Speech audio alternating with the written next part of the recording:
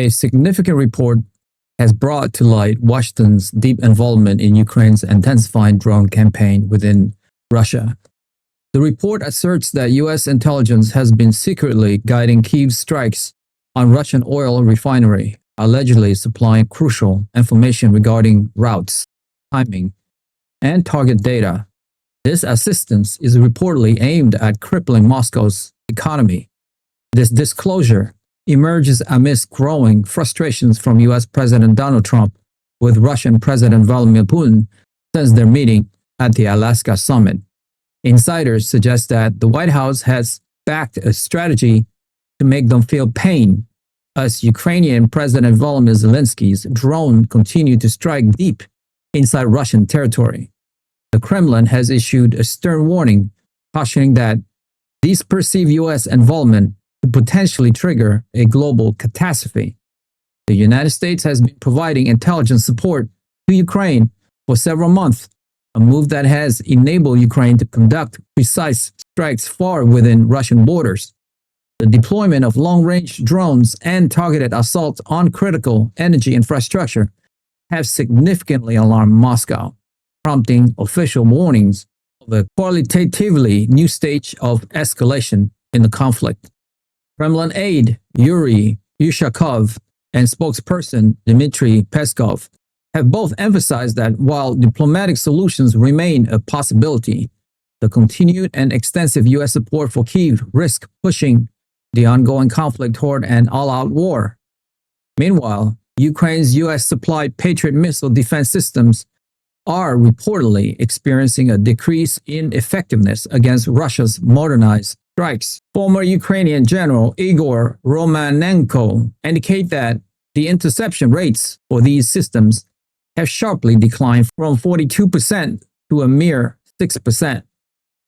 He attributed this significant drop to software enhancement and improved maneuverability in Russian Iskander missiles. The Financial Times corroborated these claims, reporting that Russian missiles now execute sharp dives or unpredictable maneuvers, a development described as a game changer in the aerial conflict. Recent Russian attacks have resulted in widespread blackout across Kyiv and other regions, effectively exploiting vulnerabilities within Ukraine's air defense network.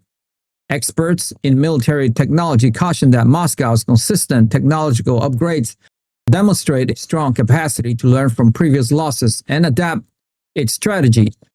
In response to these alarming developments, Ukraine has urgently appealed to its ally to provide additional Patriot missile batteries, as NATO nations closely monitor this critical shift in the balance of air power.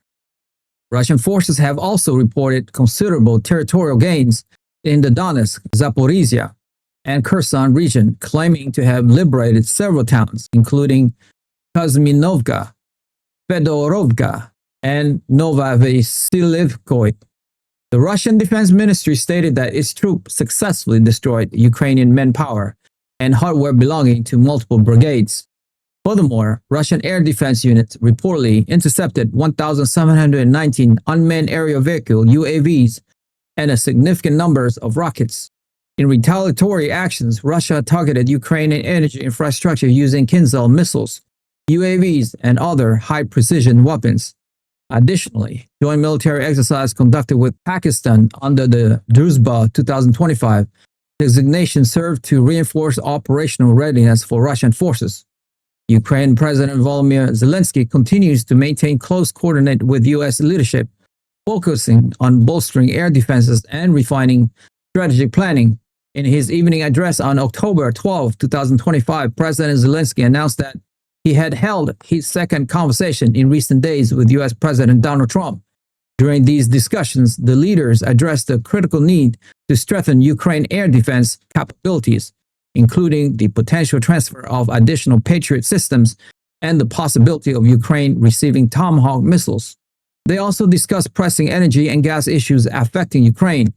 In addition to his talks with President Trump, Zelensky also held discussions with French President Emmanuel Macron. Their conversation centered on accelerating the delivery of assistance to Ukraine and ensuring the safety and operational integrity of the Zaporizhzhia nuclear power plant. which has been functioning on diesel generators for the past 3 weeks due to disruptions in its main power supplies. Explosive allegations have also surfaced suggesting that President Zelensky may have pressured Donald Trump for advanced U.S. weapons, allegedly in exchange for political backing from Kyiv. These claims suggest that Zelensky is also eyeing global recognitions, including a Nobel Peace Prize.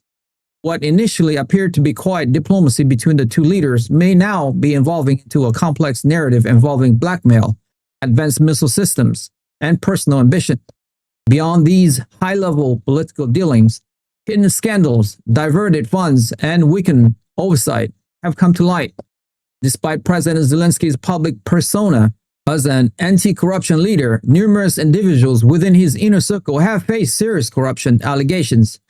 These range from suspicious defense contracts and shady land deals to partisan interference with independent watchdog agencies, raising concerns about transparency and governance within Ukraine. The Kremlin has publicly accused the European Union of engaging in the widespread dissemination of misinformation and propaganda, which it claims is fueling significant anti-Russia sentiment across the continent. Russian officials assert that this pervasive European hostility is effectively stifling reasonable voices and obstructing potential peace initiatives aimed at resolving global conflicts, despite ongoing diplomatic contacts and communication channels with the United States. Russia has warned that Europe's coordinated negative stance threatened to undermine crucial dialogue and further escalate existing tensions. According to Russia's statement, moderate perspective and calls for de-escalation are reportedly being silenced and overwhelmed by a sustained wave of anti-Russia propaganda across various media platforms. Russian President Vladimir Putin recently praised U.S. President Donald Trump, remarking that he's really doing a lot to resolve such complex crises that have lasted for years and even decades, specifically crediting Trump's effort to broker peace in the Middle East and other regions. Putin added that Trump does a lot for peace. It was not his place to determine if Trump deserved a Nobel Peace Prize. I don't know whether he's worthy of it or not, Putin told reporters, noting critically that the Nobel Peace Prize has been repeatedly awarded to people who have done nothing for peace. These comments from Putin came shortly after the 2025 Nobel Peace Prize was awarded to Venezuelan opposition leader Maria Corina Machado, recognized for her tireless work promoting democratic rights. Trump, who had previously expressed his hope of winning the prestigious award, stated that Machado had called him to say she was accepting it in honor of you because you really deserve it. The White House later issued a statement criticizing the Nobel Committee, accusing it of placing politics over peace and citing Trump's successful ceasefire diplomacy in the Middle East as a counterexample. Analysts suggest that Putin's praise provides Trump with an unusual diplomatic endorsement from a key geopolitical rival, even as Machado's win underscores increasing global attention on Venezuela's pro-democracy movement. Trump's past remarks, such as, "I think I'll get it someday," when asked about the Nobel Peace Prize, adding, "I deserve it more than Obama," resurfaced following the 2024 Nobel Committee's decision to award the Peace Prize to Machado, described as a brave and committed champion of peace. Trump's previous comments were made during a September 2019 press event at the UN, where he criticized the Norwegian Nobel Committee for awarding former President Barack Obama the Peace Prize in 2009 for doing nothing. They gave one to Obama immediately after he got in, and he didn't even know why. Trump reportedly said at the time, the president has consistently claimed that he should have received the award for his administration's pivotal role in facilitating Middle East peace accords and ongoing talks between North and South Korea. Everyone thought I was going to get a Nobel Peace Prize for a deal with North Korea. If Obama did it, he'll have it, he told reporters in 2020.